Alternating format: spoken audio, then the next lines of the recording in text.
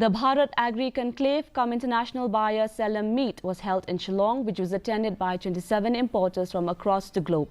The event, organized by Agricultural and Processed Food Products Export Development Authority in collaboration with the Government of Meghalaya, Northeastern Regional Agricultural Marketing Authority Corporation and Yes Bank as knowledge partner, promised to be a pivotal moment for the state's agricultural sector, offering a platform for farmers, stakeholders and various officials to converge and explore new growth avenues.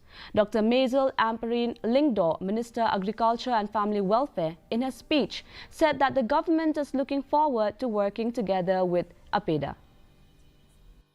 Culture processed food products from the country.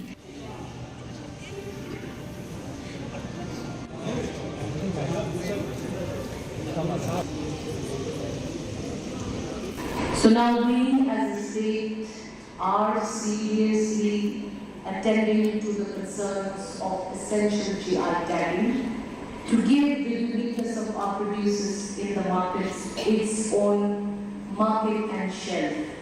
Therefore, we will take cognizance of this unfair inclusion into our markets and unfair use of our producers and our tags in various markets. The newly appointed